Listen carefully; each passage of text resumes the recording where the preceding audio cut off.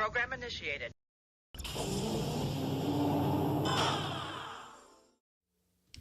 Well, here we are. New day. Well, new night. Welcome to the DCPFX live stream.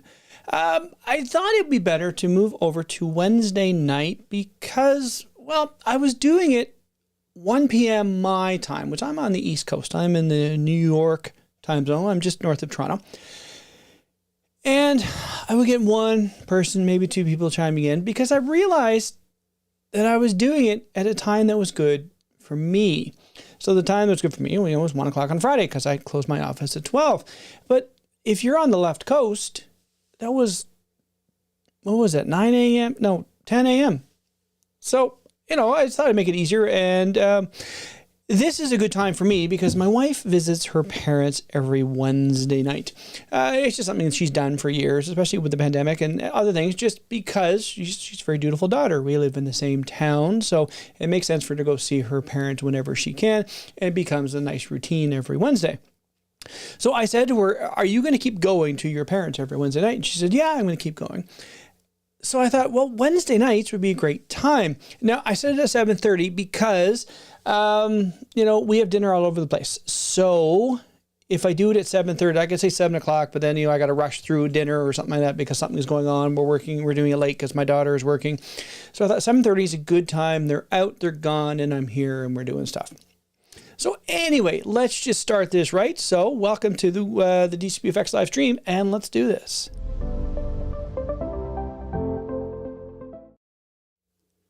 So as I've done in the past, if you are new here and you have just found this because YouTube has mentioned it to you, if you could subscribe and like, I really would appreciate that. That would be awesome.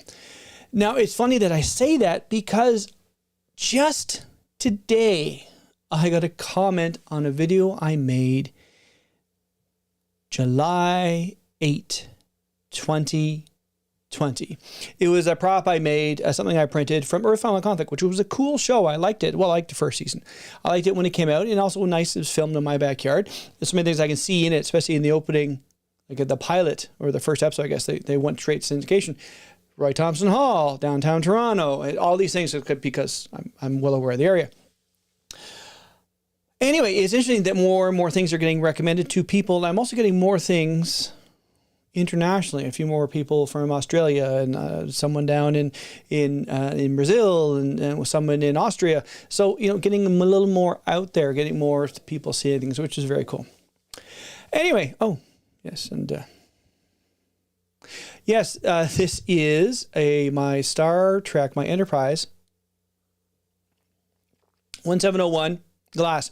Go back to relics. It is green. I got these from Think Geek, and I understand now why they went out of business. I got a set of them. I got 4 because they were on sale at one point, and one of them had a weird bubble in it. So I contacted, it's got a weird bubble in it. Can I send it back? We'll send you another set. Excuse me? So I have 8 of these. One has a bubble. But I just thought, refreshing drink. This is just margarita mix. There's nothing in it because I'm on to year 2 of not having a drink. Although, to be fair, full disclosure, I had glass or 2 of wine on New Year's Eve. So I made the whole year and thought I'd have a little something. And I went, this isn't so good. So I think I'm sticking with this whole teetotaling thing. Anyway, enough talking about that. What I want to talk about on this stream today is I want to talk about, well, let's get to the Stardate collection. Now, I had a customer, he paid me and said, you know what, it's around Christmas time. He said, get something for yourself. I know you've got kids and all these things going on. Get something for yourself. So I picked up this from my local movie place. And it's great. It's great. I have Wrath of Khan and First Contact in Blu-ray. So now I have all of them in Blu-ray. And they're great. It's fun to go through them. I'm really enjoying it. I'm up to Generations. And I said in my stream the other day, or my video the other day, I'm done. I'm not quite done Generations. Lord of the Rings has gotten in the way because my daughter's watching Lord of the Rings and we'll make other students watch it. So that's kind of fun too. But I'm noticing as I'm going through it. Now, I've talked about this a little bit in the past. I have an almost eidetic memory. I don't have a full, eidetic is photographic. I don't have a completely photographic memory, but I remember lots of things. People come into my store with their computers and I'll say, is your password still this? And they're looking at me, I haven't been here in 2 years. How do you know my password? Just the memory I have. I remember good things. I tell you what my boss did in 1990 on her vacation. Anyway, so I'm watching these movies. And I was like, right on. I'm watching this. I'm watching the first movie, the motion picture. Now, here's the thing. As I'm watching it, there's various parts in it that are very memorable. So we have the introduction of all these characters, and we have it like, I find it so funny after being a huge Next Gen fan. I find it so funny that when you go back to it, you see they took bits of this and bits of this. So in Star Trek, the motion picture, we have the navigator, Ilea. She's Delton. She had a relationship with Decker. Does that sound very familiar to someone from Betazoid or Beta Z and has a relationship with Riker? Anyway, I'm watching this and we're halfway through the movie, and there's the point where they're at V'ger and V'ger sends this attack at the Enterprise. And Chekhov, who's basically there just to get hurt and scream, gets the feedback from the console and he's like, "Ah!" And then Christine comes up and she's ready to treat him. And Ilea comes over and says, I can ease his pain. And puts her hand on the shoulder and just, oh, thank you very much. Much better. That was a terrible Russian accent. That wasn't even Russian. It was just whatever. That's not in this version. That whole scene. And I think that's the only scene they cut from what I remember going through it. I don't remember anything else that was missing. I thought, what an odd thing to cut. It shows her alienness. It shows it gives her more notes. Because in the Stardate version, yeah, she's Delton and she, knows Decker. And that's about it. Doesn't really say anything else about her. Where this gives her, special abilities and everything else that shows that, she's a different race than the humans. I don't know why they cut it. The movie was so long already. Like, why do you have to, cut a 30-second scene? It doesn't make any sense to me. But yeah, that was one of the things I noticed in that. Now, Wrath of Khan. I have Wrath of Khan on Blu-ray, so no real difference because it probably was the same one. Star Trek 3, The Search for Spock. I don't remember anything different in that. Like, I have these in this collection. What is this collection? This the Paramount collection. Came out in the 2000s sometimes because I had a Blu-ray player, not until almost the 2000s. So, no, I got it in this house. So it was the 2000s. And I just have all of them all the way up to Nemesis. They came out and I grabbed them. And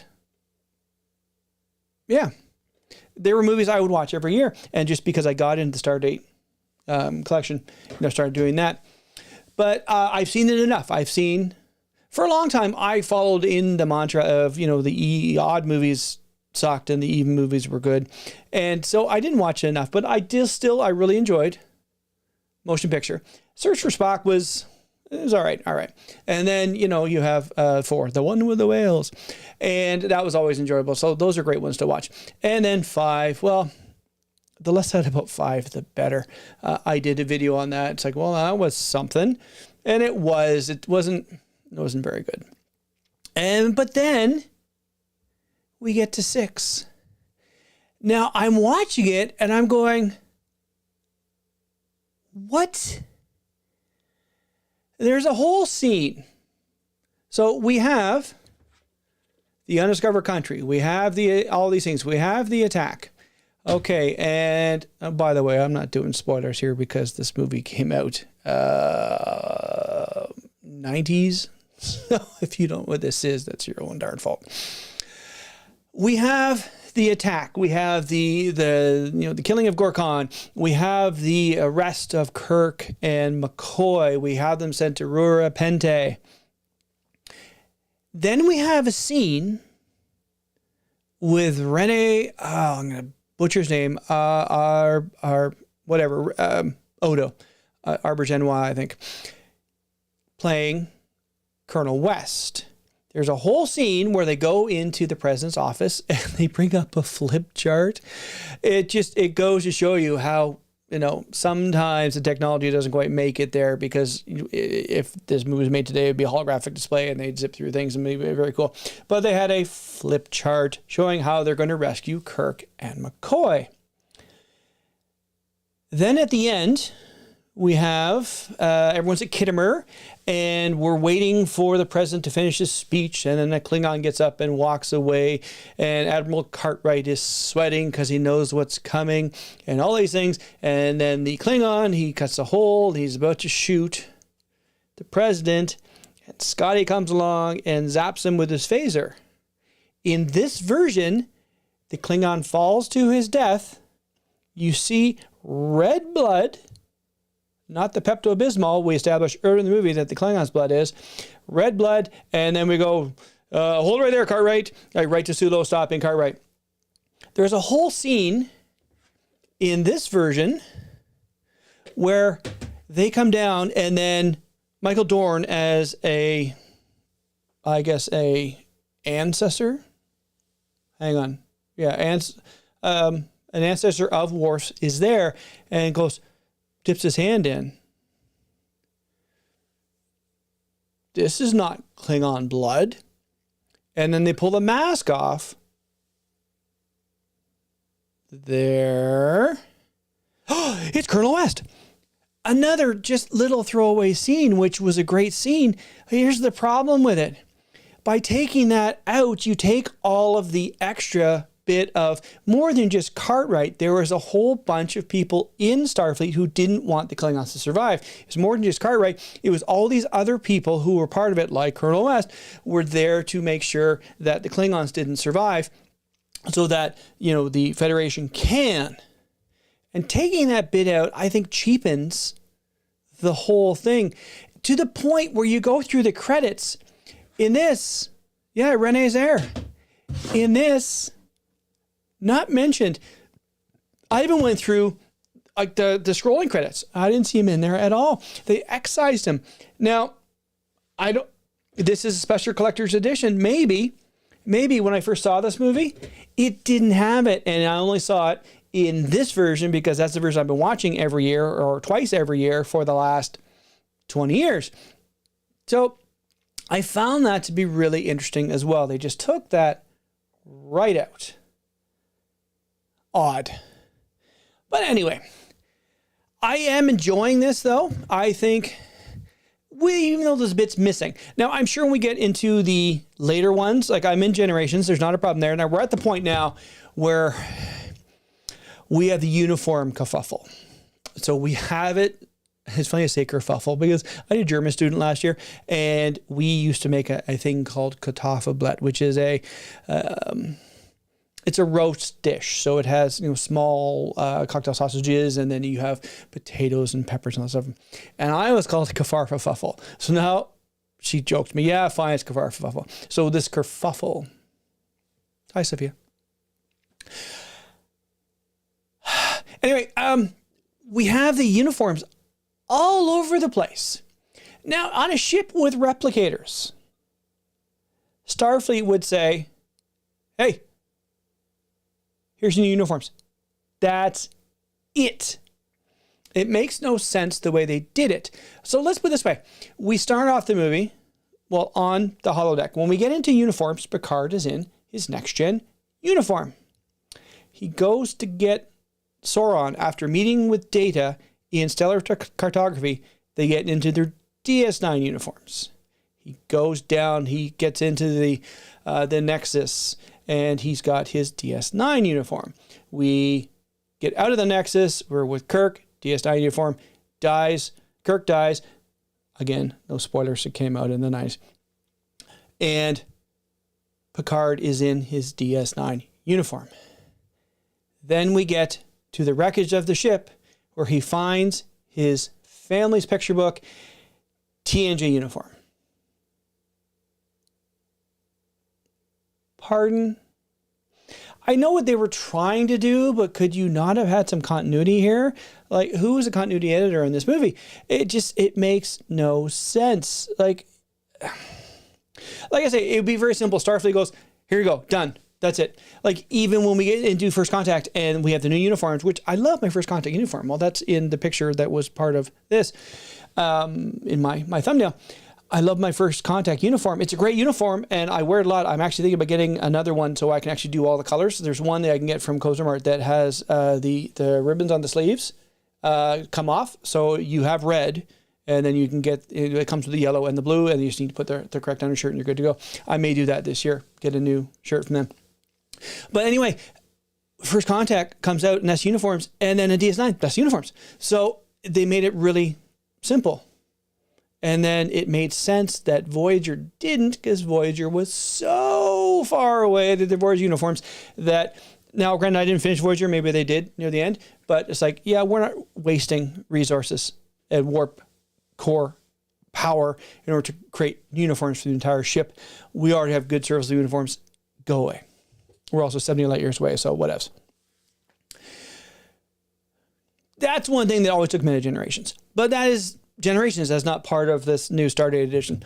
So I'm at the point now where I'll get through generations. Maybe I'll fire it up when I'm done this stream. Maybe I'll get that done. I'm in for a world of hurt as of tomorrow. I'm getting braces. Good still here?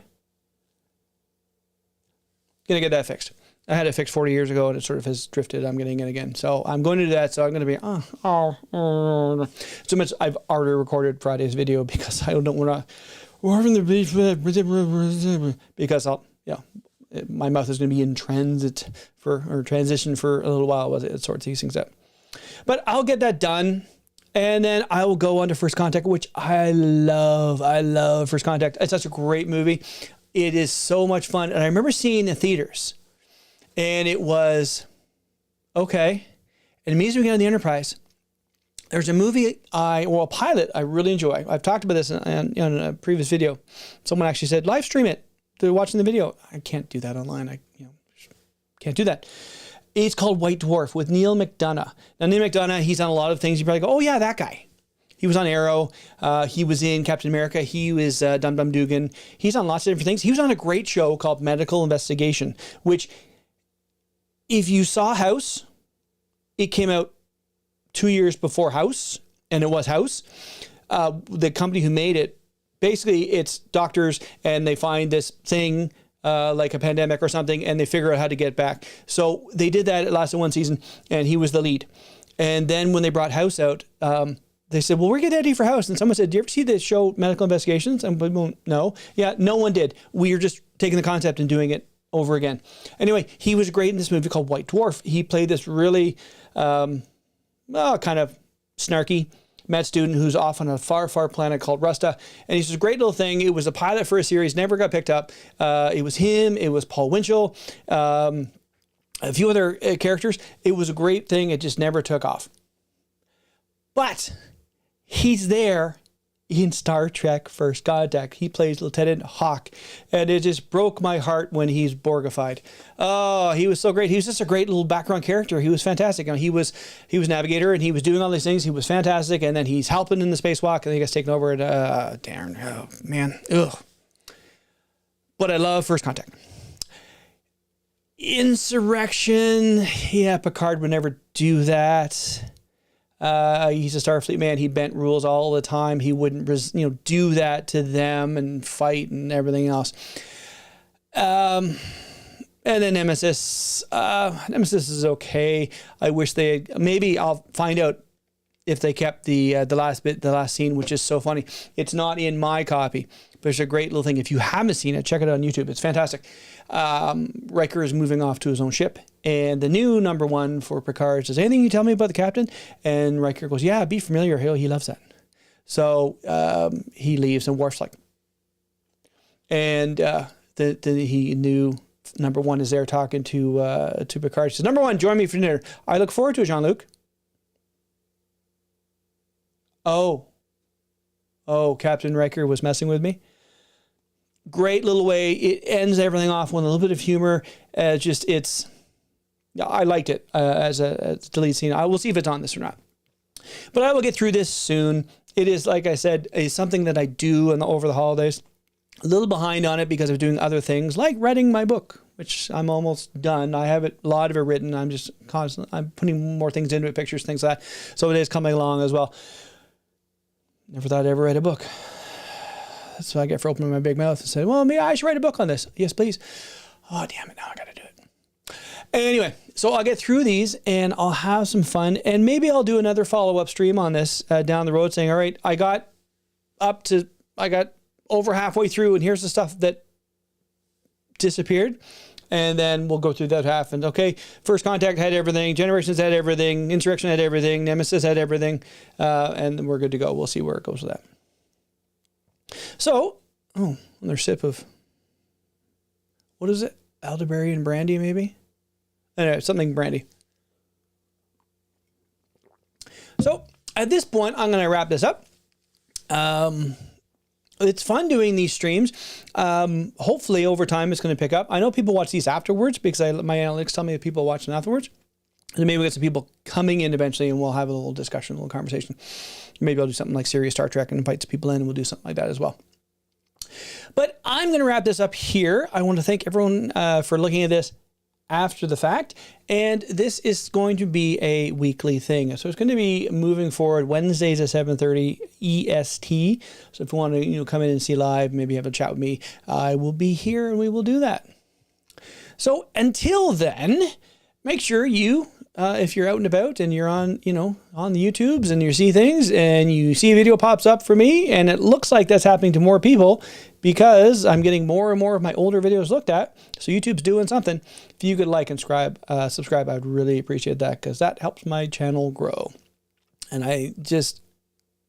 in 2 days, I'm at the celebration of 3 years. I started this channel January 13th, 2020 and Friday the 13th, 2023, 3 years. And that to me, that's amazing.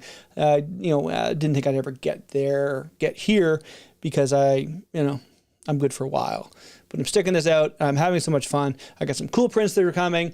I got some more things I'm working on. I've got like my book I'm working on. I've got other things going on. It's going to be pretty awesome. So, hey, come on along for the ride.